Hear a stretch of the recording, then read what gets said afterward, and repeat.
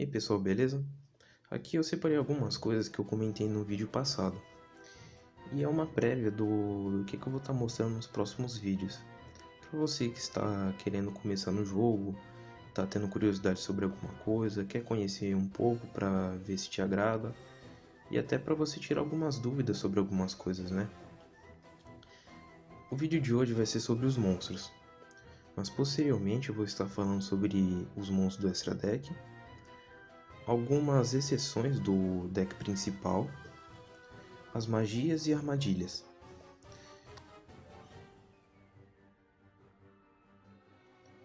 Antes de falar sobre os monstros, algo que eu não pontuei propositalmente no outro vídeo é sobre as divisões da playmat. Os playmats normalmente vêm com essas divisões, para as pessoas que estão começando, que são iniciantes, poderem se situar quando forem jogar. Bom, a divisão dela acontecia primeiramente entre os monstros, magias e armadilhas, o deck e o cemitério, que é essa zona aqui em cima. A zona de magia de campo e o extra deck. Atualmente aumentou um pouco para a zona de monstros adicionais, são essas duas aqui em cima, onde posteriormente vou explicar com mais calma. Alguns outros detalhes que preciso explicar também é sobre o deck.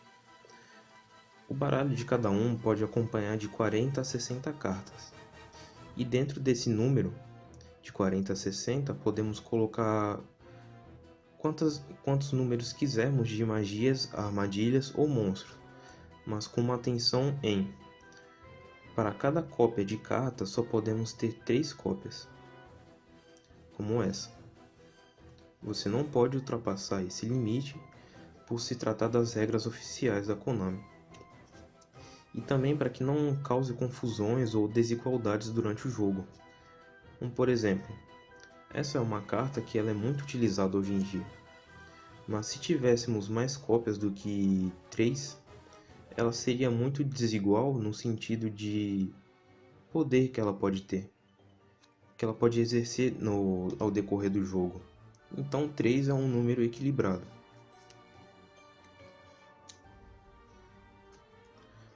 Aqui na zona de monstros é onde vamos colocar essas nossas cartas de monstros, que são divididas em duas categorias: monstros de efeito e monstros normais.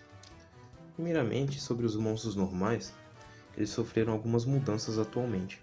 Atualmente que digo é de 2017 para cá, onde em comparação do modelo antigo, a única mudança segue sendo da palavra adicional aqui, de normal. Isso aconteceu para que os jogadores novatos e até os veteranos não se confundam quando falamos sobre monstros normais. Mais pra frente, quando eu estiver explicando sobre o deck adicional, vocês vão ver o porquê disso. Porque monstros normais não existem só no deck principal. Também temos outros tipos de monstros normais. Eu não vou falar muito sobre isso porque o vídeo tem foco só nesses dois, na invocação tributo e na invocação normal. Tanto os monstros normais quanto de efeitos, eles vão acompanhar informações como o nome, atributo, nível, sua própria arte, o tipo dele, se ele é normal ou não, isso tudo dentro da caixa de texto, junto com ataque e defesa. Nos monstros normais, em vez de termos um texto grande como esse, vamos ter alguma descrição sobre ele, sobre sua história, características, às vezes até curiosidades. Agora, sobre os monstros de efeito, as únicas diferenças são a cor da carta e a caixa de texto, onde o efeito de cada carta vai mudar.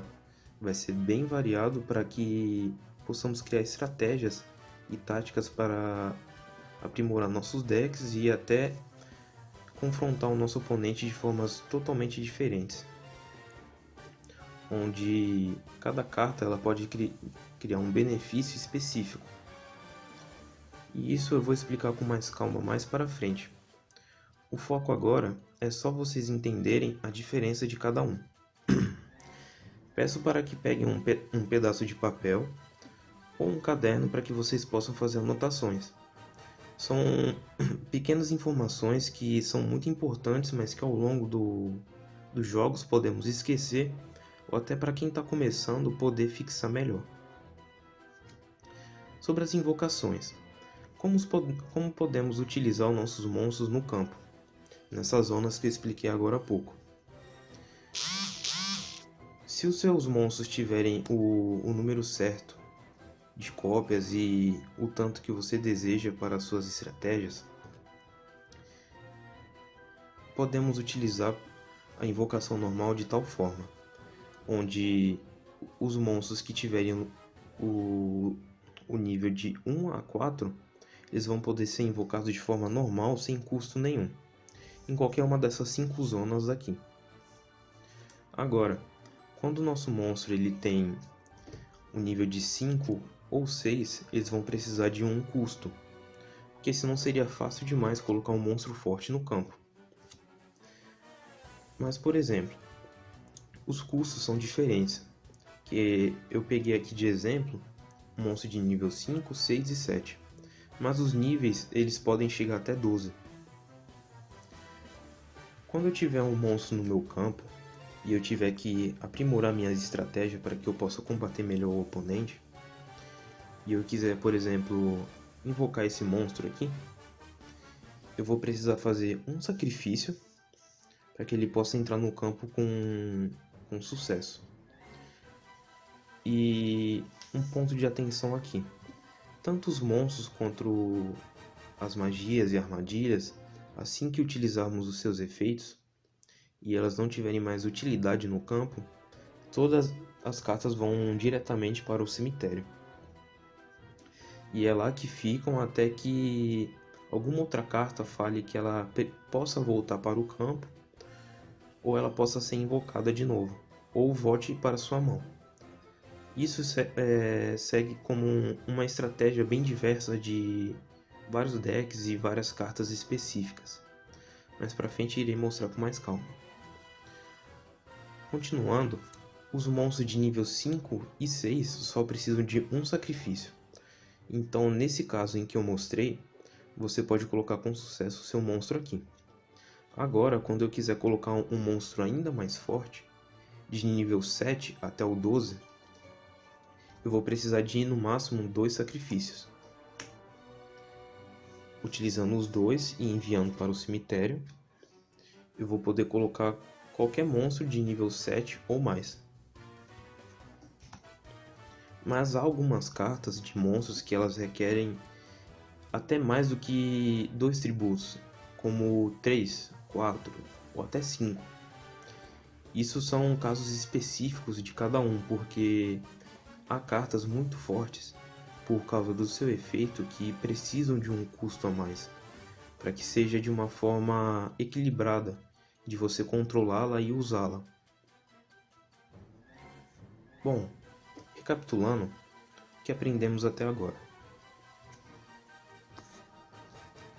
Os monstros têm duas categorias: monstros normais e monstros de efeito. Os monstros normais, comparado às suas versões antigas, agora tem um plus aqui na caixa de texto. Cada um tem seu nível, atributo, nome, arte diferenciada, enquanto os monstros de efeito, a diferença deles para os normais são suas caixas de texto que acompanham textos mais diversos, para criar estratégias e táticas diferentes. As invocações normais e por tributo devem ocorrer com um custo. De nível 5 e 6 precisam de um tributo. Os tributos e tanto as magias e armadilhas vão para o cemitério depois de utilizadas. Os monstros de nível 7 ou mais precisam de no mínimo 2 tributos, mas não esquecendo as exceções que pedem de 3 a mais tributos. Fiquem atentos ao que a caixa de texto diz. Nos próximos vídeos explicarei com mais calma as caixas de texto, porque há interpretações que devemos prestar muita atenção, porque criam muitas confusões durante os jogos. E eu já presenciei muitas situações onde as discussões duraram muito tempo por má interpretação de texto.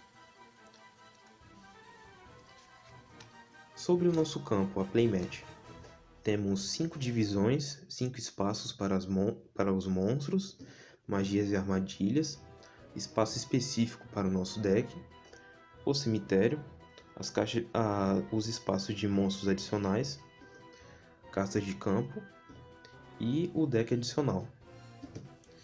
Espero que tenham gostado. Qualquer dúvida podem colocar nos comentários que eu vou estar vendo todos. Agradeço muito pelo apoio e até o próximo vídeo.